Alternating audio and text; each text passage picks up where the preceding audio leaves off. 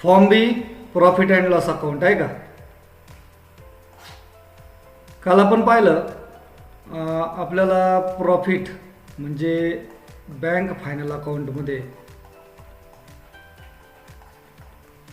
आपल्याला ज्या वेळेला काय शोधायचा असतो, प्रॉफिट किंवा लॉस शोधायचा असतो, त्यावेळेला आपल्याला दोन गोष्टी माहिती पाहिजे. एक तर आपले टोटल काय इन्कम्स, दुसरे टोटल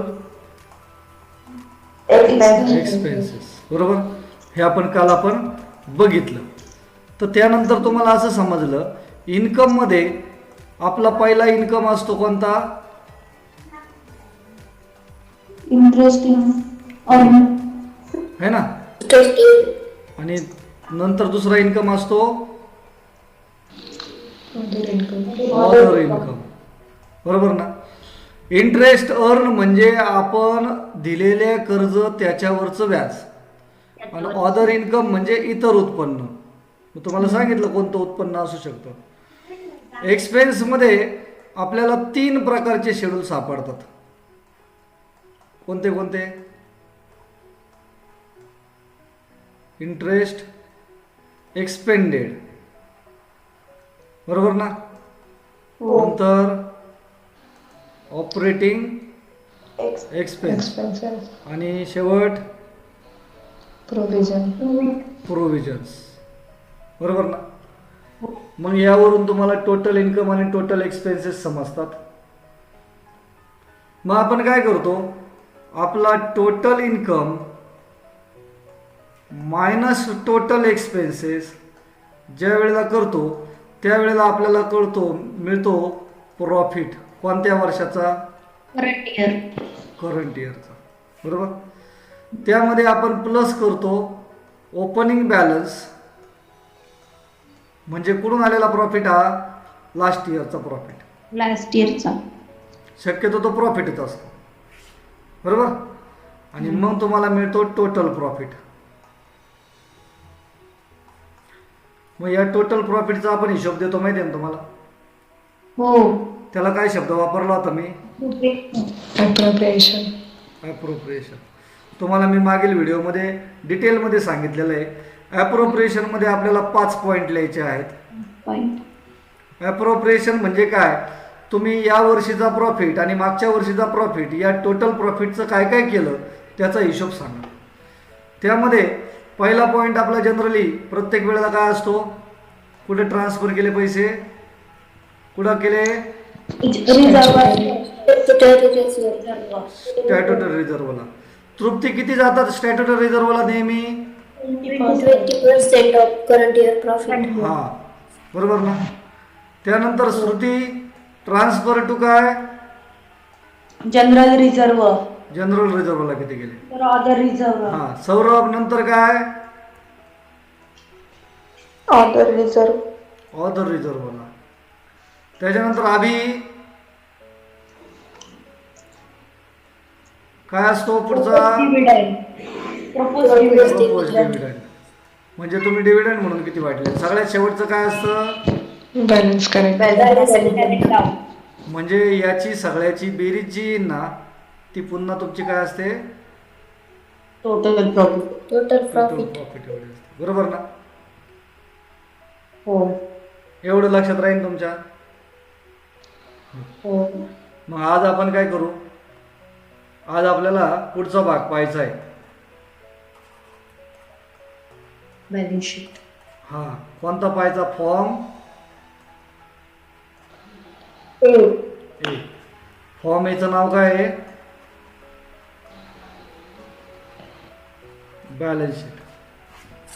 ठीक आहे. Balance sheet, what is balance sheet, हे तुम्ही अगदी ज्युनियरला शिकलेला आहात. कोण सांगतो व्हॉट इज बॅलन्स शीट, रिती सांग.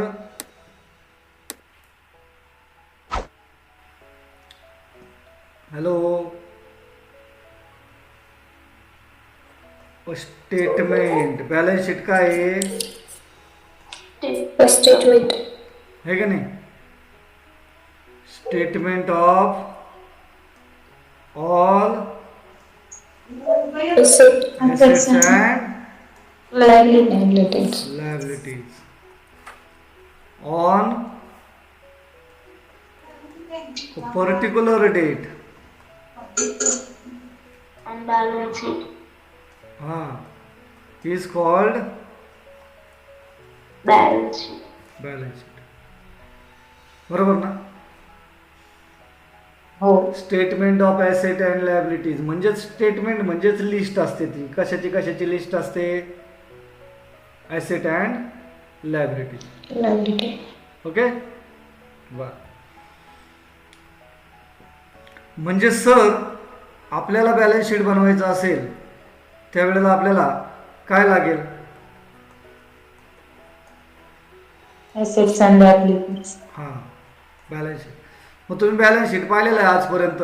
आपण जे बॅलन्स शीट बनवलं त्याच्यामध्ये लेफ्ट हँड साईडला काय असायचं रे? Liability. राईट हँड साईडला काय असायच्या? Asset. पण आज आपण जे बॅलन्स शीट बनवणार आहे ते व्हर्टिकल असणार आहे. व्हर्टिकल कसं असणार आहे? Vertical. म्हणजे उभ्या फॉर्मॅटमध्ये. ठीक आहे, हे तुमचं बॅलन्स शीट आहे पहा, अशा पद्धतीने. मग या ठिकाणी मला पहिल्यांदा लिहायचे आहे लायबिलिटी. ठीक आहे, मग सगळी लायबिलिटी पहिली, दुसरी, तिसरी काय जेवढ्या असेल तेवढ्या त्याची मला करायची टोटल. काय करायची? Total. आणि नंतर मला खाली लिहायच्या पुन्हा काय? Asset. ॲसेट्स. ॲसेट्समध्ये पण पहिली, दुसरी, तिसरी, चौथी सगळ्या जेवढ्या असेल तेवढ्या त्याची काय करायची? Total. आणि ह्या दोन्ही टोटल कशा असायला पाहिजे? सेम. त्याला म्हणतो आपला प्रॉब्लेम आपण काय झाला? टॅली झाला. बरोबर ना? हॅलो, हो. मग आता याचा अर्थ तुम्हाला बॅलन्स शीट बनवताना तुम्ही व्हर्टिकल फॉर्मॅटमध्ये लायबिलिटीज अगोदर घेणार आणि त्यानंतर Asset. आपण आता जे फायनल अकाउंट बनवतोय हे फायनल अकाउंट कोणाचं आहे रे? बँकेचं. फायनल अकाउंट ऑफ कोण आहे? बँक. मग बँक मध्ये कोणत्या कोणत्या लायबिलिटीज असतात पहा बरं का. तर बँकेमध्ये लायबिलिटी असतात 1, 2, 3, 4 आणि 5. किती लायबिलिटी असणार आहे टोटल? 5. कोणत्या कोणत्या ॲसेट्स असतात? 6, 7, 8, 9, 10 आणि 11. 11. किती? 6. सर हे काय आहे? ते शेड्यूल नंबर आहेत. काय आहेत? Schedule. म्हणजे तुमच्याकडे शेड्यूल नंबर 1 to 5 ह्या काय असणार आहे तुमच्या? Liabilities. आणि शेड्यूल नंबर 6 to 11 काय असणार आहे? ॲसेट्स असणार आहे. बरोबर ना? मग आता जरा नीट समजून घ्या. आपण पहिल्यांदा बघा बरं का, मी पेनानेच लिहितो. 1 नंबर, 2 नंबर, 3, 4 आणि 5 अशा लिहिल्या. आणि इकडे लिहितो 6, 7, 8, 9, 10 आणि 11. 1 ते 5 काय आपल्या? Liabilities. आणि 6 ते 11 Assets. याच्यामध्ये सर्वात शेवटी जे असणार आहे ना ते काय नावाने असणार आहे? Other liability. आणि other assets. शेवटचं जे आहे ते काय नावाने असणार आहे? ऑदर बरोबर ना? बर, आता लायबिलिटी तुम्ही बॅलन्स शीट मित्रांनो 11वी पासून पाहत आलेला आहात. बॅलन्स शीट मध्ये लायबिलिटी साईडला सर्वात अगोदर कोणतं नाव असतं रे लायबिलिटी मध्ये? कॅपिटल. कॅपिटल. मग इथं बँकेमध्ये कॅपिटल असणार का शेअर कॅपिटल असणार? Share capital. कॅपिटल. म्हणजे 1 नंबरला काय असेल आपलं? Share capital. Sir share capital liability आहे का? होय, शेअर कॅपिटल लायबिलिटी आहे का? हो. आहे ना? हो. का बरं? कारण capital is borrowed fund from public. Public कडून उसने घेतलेले पैसे असतात ते, आहे की नाही? त्याच्या बदल्यात आपण काय देतो? व्याज देतो का डिव्हिडंड देतो? डिव्हिडंड. आपण कोण आहोत आता इथे? बँक. मग बँकेचं भांडवल असतं, ते भांडवल म्हणजे पब्लिक कडून गोळा केलेले पैसे असतात ना, हो. ते पण लायबिलिटीचे ना. हो. 1 नंबरला शेअर कॅपिटल, 5 नंबरला अदर लायबिलिटी. लक्षात आलं का? हो. आता राहिले फक्त मधले 2, 3 आणि 4 हे 5 समजून घ्या.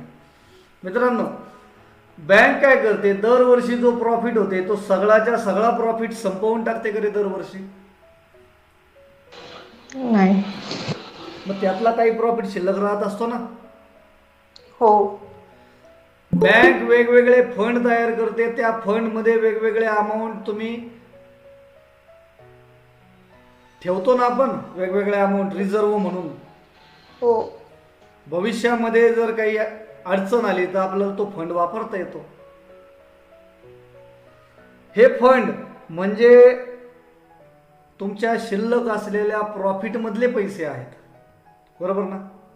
हो. ऍक्च्युली प्रॉफिट कोणाच्या मालकीचा असतो रे?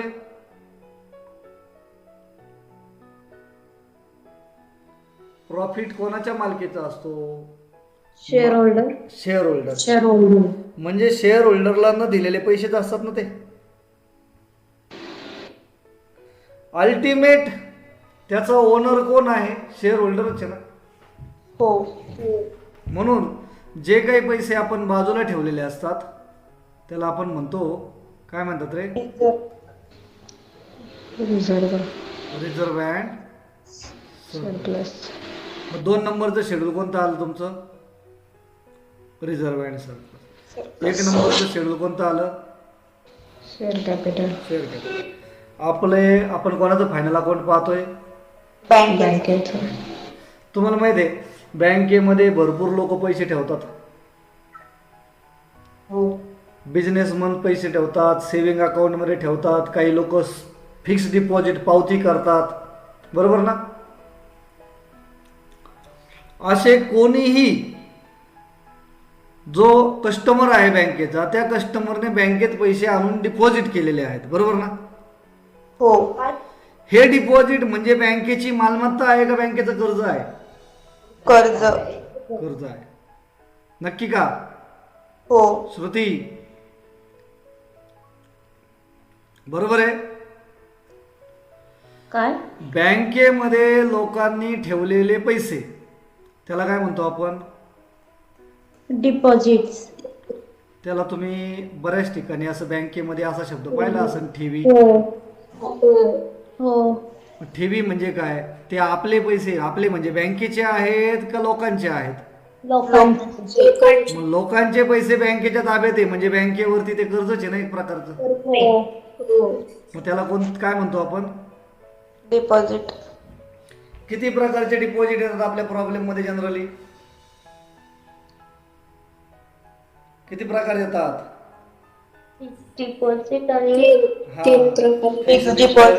फिक्स डिपॉझिट येतात, डिपॉझिट, सेव्हिंग अकाउंट. हा सेव्हिंग अकाउंट डिपॉझिट येतात आणि रिकरिंग डिपॉझिट येतात पहा.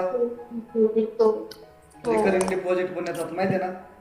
हो. या व्यतिरिक्त आणखी डिपॉझिट असतात, पण जनरली हे 3 नावं तुम्हाला प्रत्येक प्रॉब्लेम मध्ये दिसतील. आणि मला सांगा, आपण जरी बँक असलो तरी आपण लोकांना कर्ज वाटतो, माहिती आहे ना? हो. पण प्रत्येक बँक किंवा जनरली बँक सुद्धा आपल्यापेक्षा मोठ्या बँकेकडून कर्ज घेते का नाही रे? घेते. घेते ना. हो. मग घेतलेले कर्ज त्याला काय म्हणतात रे? ते पण लायबिलिटीज आहे ना. हो. त्याला काय Borrowings. म्हणतात? बरोबर. बॉरोविंग्स. मग लायबिलिटी साईडला किती नाव आहेत फक्त आपल्याकडं? 5. 5. लायबिलिटी साईडला किती नंबर आले फक्त आपल्याकडं? 5. 5. पहिला काय आला? Share capital. Share capital. दुसरा काय आला? Reserve and surplus. Reserve and surplus. तिसरा काय आला? Deposit. डिपॉझिट.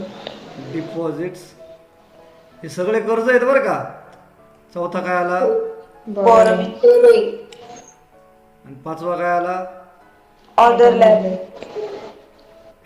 Other liability. ठीक आहे. हे 5 लक्षात राहतील का?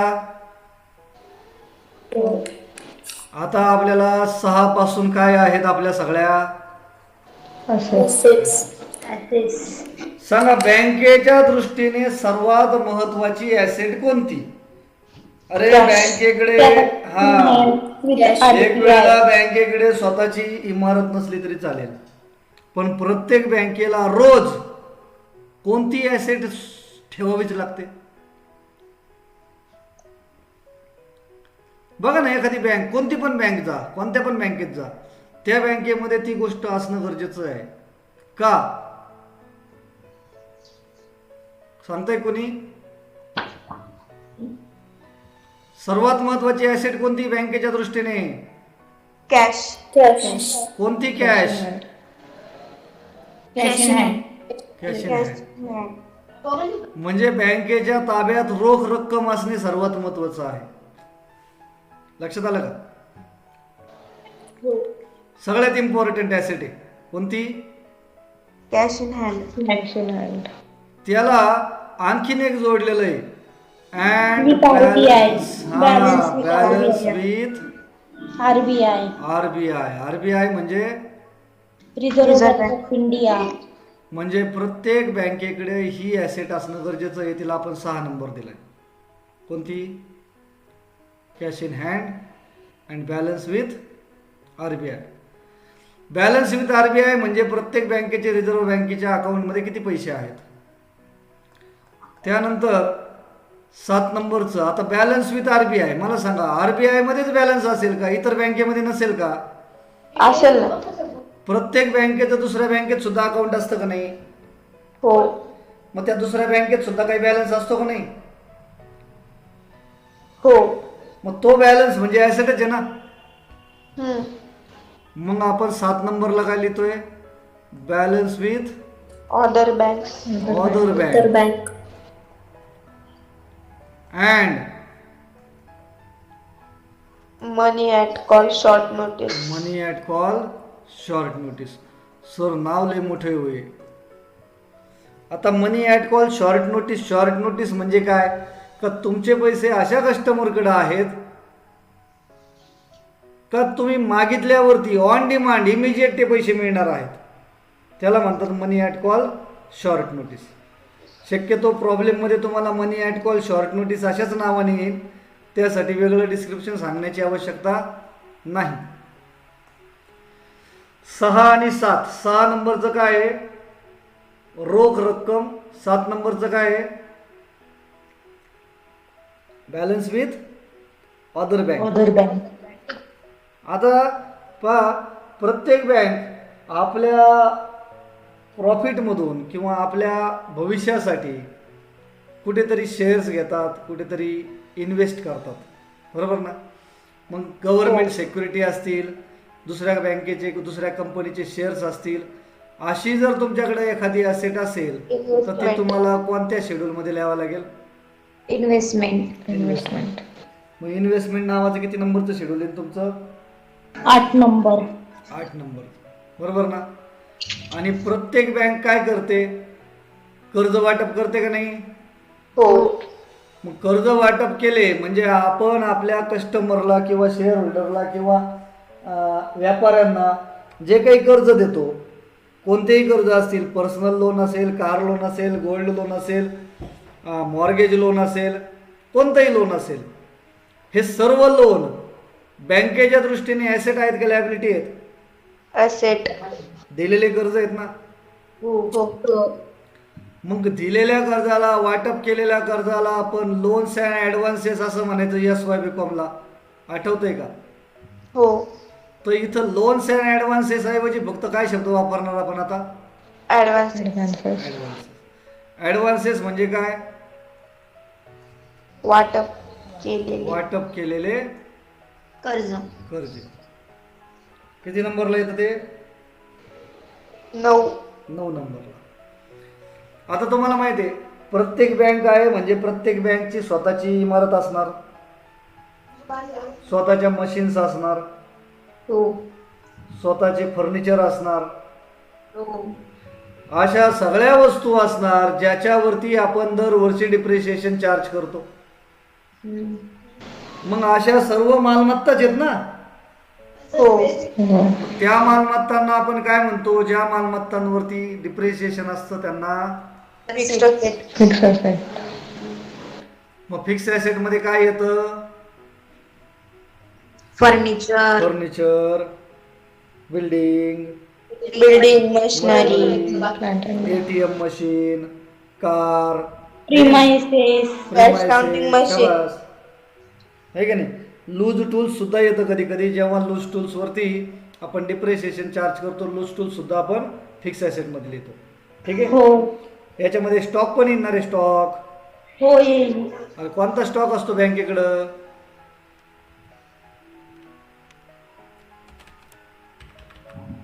बँकेकडे कोणता स्टॉक असतो का? असतो ना. तर राहतो ना, एक ऍडजस्टमेंट नव्हतीच झाली आपली. कोणता stock? Stock of stationery. Stock of stationery होतं ते. स्टेशनरीचा स्टॉक आहे. स्टॉक म्हणजे तो काय माल आहे का? नाही. तो क्लोजिंग स्टॉक होता ते ऍडजस्टमेंट मध्ये वाटते. अरे याला काय झालं पण? हे का बरं? फिक्स ॲसेट म्हणजे कोणते ॲसेट रे? ज्यांच्यावरती आपण काय चार्ज करतो? डिप्रिसिएशन चार्ज करतो, माहिती आहे ना? हॅलो. हो. हां, डिप्रिसिएशन चार्ज करतो त्या ॲसेटला फिक्स ॲसेट म्हणतात. आणि 11 नंबर म्हणजे शेवटची आहे ना. शेवटची ॲसेट कोणती येणार सांगा बरं? मी तुम्हाला सांगितलं होतं शेवटचं काय नावाने येतं नेहमी? Other asset. Other asset. बरोबर ना? नक्की ना? हो. सांगा बरं मग. आता इथं आपण परत एकदा आहे 6, 7, 8, 9, 10. काय येईल 6 नंबरला? Cash in hand. Cash in hand and balance with RBI. Balance RBIचा. फक्त RBI मध्येच बॅलन्स असतो का? मग दुसरा बॅलन्स कुठं? Balance with other bank. Other bank and money at call short notice. 8 नंबरला आपल्या काय असतात? इन्व्हेस्टमेंट. इन्व्हेस्टमेंट. 9 नंबरला काय असतात? ॲडव्हान्सेस. ॲडव्हान्सेस. आणि 10 नंबरला काय असतात? Fixed asset. फिक्स ॲसेट म्हणजे अशा ॲसेट ज्यांच्यावर आपण डिप्रिशिएशन चार्ज करतो. आणि 11 नंबरला अदर ॲसेट असतात. मगाशीच सांगितलं. तुम्हाला पहिल्यांदा काय करावं लागेल? हा फॉर्मॅट सगळा माहिती असल्याशिवाय तुम्ही प्रॉब्लेम काहीच सोडवू शकणार नाही. त्याच्यामुळं कृपया करून हा फॉर्मॅट पहिल्यांदा आठवण्याचा प्रयत्न करा. नाही आठवला तर तो 4-5 वेळा लिहा, पाहून लिहा, आपोआप पाठवेल. एकदम सिंपल आहे. लायबिलिटी 5 आहेत, ॲसेट 6 आहेत. बरोबर ना? बरोबर का? हो. सांगा बरं तुम्हाला काय आठवतं? आपण एकदा चेक करू आता बरं का.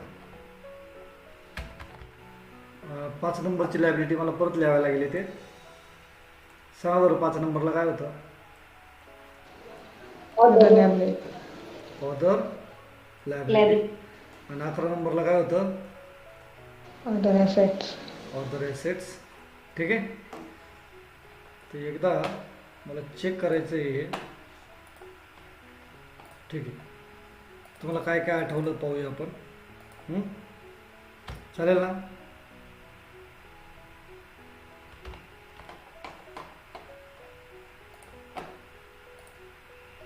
आपण काय करू, इथे मी एक टेबल घेतो.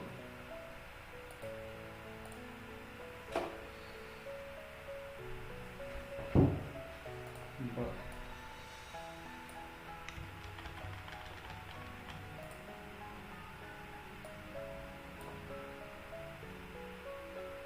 टेबलचं इथे पहिले तो नाव लिहितो. सांगा मग, पहिल्यांदा आपण लिहूया काय, लायबिलिटीज. काय लिहितोय मी, liability.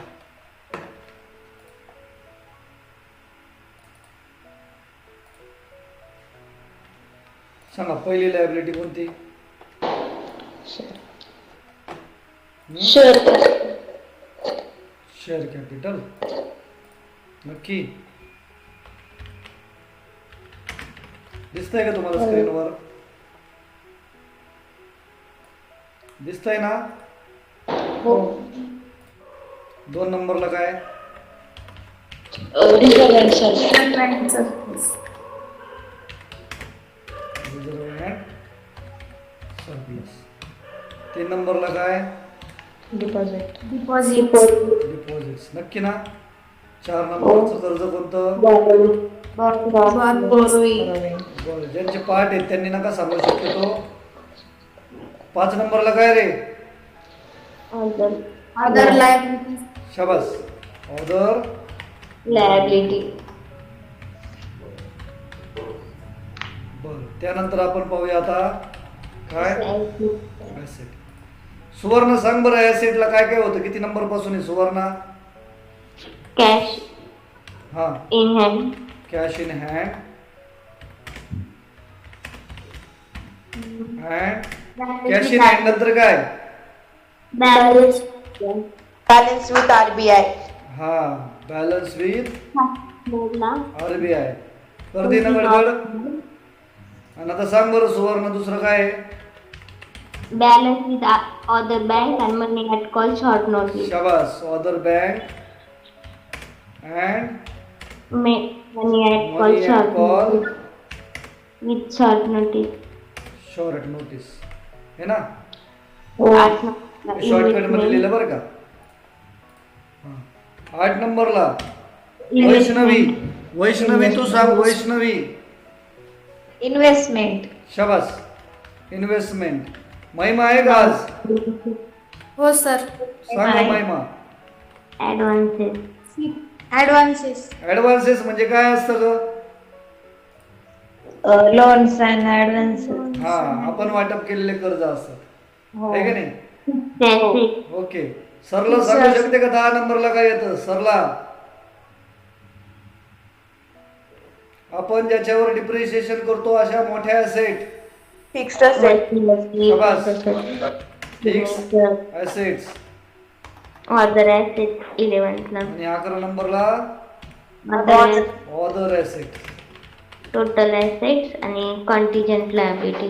Okay okay okay, very good. Assets एवढे आहेत. बरं झालं, चल मला आठवण करून दिली.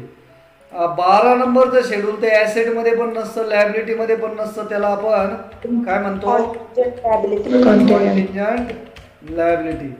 लायबिलिटी याला हिशोबात घेतो का आपण? नाही. नाही.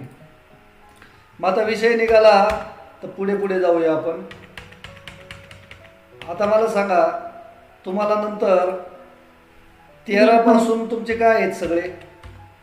इन्कम, सांग बरं. इन्कम मध्ये 13 आणि 14 दोघ जण आहे ना? कोण सांगतो 13 नंबरला कोण आहे? इंटरेस्ट अर्न, इंटरेस्ट म्हणजे आपल्याला मिळालेलं व्याज आहे ना? हो. कशावरती? आपण दिलेल्या कर्जावरती. कर्ज म्हणजे कशावरचं व्याज असतं ते. ॲडव्हान्स आणि 14 नंबरला काय येतं रे. Other income. Other income. Other incomes. बरोबर आहे ऋतुजा. हो आता अदर इन्कम झाल्यानंतर आपल्याला काय पाहिजे आता. एक्सपेन्सेस. सांग बरं एक्सपेन्सेस मध्ये आता काय येणार. 15, 16 आणि डब्ल्यू. 16 ऑपरेटिंग एक्सपेन्सेस आणि 15ला काय सांग. 15ला इंटरेस्ट एक्सपेंडेड. शाबास. इंटरेस्ट एक्सपेन्सेस आणि 16ला काय आहे. Operating expenses. ऑपरेटिंग एक्सपेन्सेस आणि वर्किंग प्रोव्हिजन. आणि ही आहे तुमची provision. And contingencies. Provisions and contingency. शाबास. Very good. अशा पद्धतीने हा फॉर्मॅट एवढे नावं तुमचे क्रमाने पाठ पाहिजे, तेव्हा तुम्हाला प्रॉब्लेम सोडवता येईल. आलं का लक्षात. हो बर. एक मिनिट हा. अरे फॉर्मॅट पाठ झालं का. नक्की. हो आता फक्त 3 मिनिटाचा कार्यक्रम राहिला. 3 मिनिटामध्ये मी तुम्हाला हे सगळं शिकवतो. आता आपण एक व्हेरिफिकेशन करू. कोण लवकर सांगता. सांगा 5 नंबरला काय. Other liability. पहिल्यांदा मला सांगायचं ऍसेट आहे का लायबिलिटी आहे. लायबिलिटी. नक्की. काय नाव आहे त्याचं. Other liability. 9 नंबरला काय. ॲडव्हान्सेस. काय ती. ॲडव्हान्सेस. ऍडव्हान्सेस. 13 नंबरला काय. काय. इंटरेस्ट. काय नाव त्याचं. इंटरेस्ट. इंटरेस्ट. 2 नंबरला काय. नाही. पहिल्यांदा मला सांगायचं whether it is asset, liability, income और एक्सपेंडिचर. लायबिलिटी आहे. काय नाव त्याचं. हा पूर्ण सांगायचं मला. म्हणजे काय करायचं पहिले ऍसेट आहे का लायबिलिटी ते सांगायचं. कळलं का. हा. 16 नंबरला काय. ऑपरेटिंग नाही. एक्सपेन्सेस. Operating expense. एक्सपेन्सेस मध्ये कोणता. Operating expense. Operating expense. 3 नंबरला काय. Liability deposit. लायबिलिटी काय.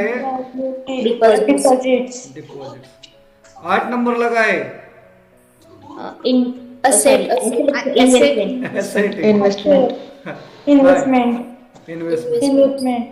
सर शिकवू राहिले का खेळू राहिले काय माहिती है ना. हा. 16 नंबरला काय. सॉरी 15 नंबरला काय. 15 एक्सपेन्सेस आहे. काय नाव त्याचं. Interest expanded. 7 नंबरला काय.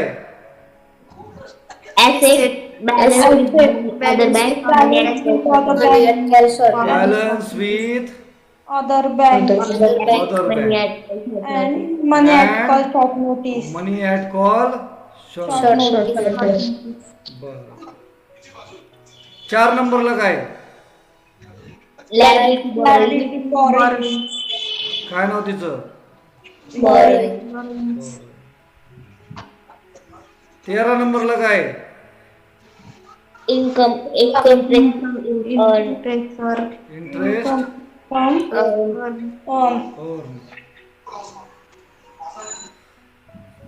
9 नंबरला काय. ऍसेट. Advances. ॲडव्हान्स. म्हणजे थोडक्यात तुमच्या लक्षात आलंय ना सगळं. ठीक आहे.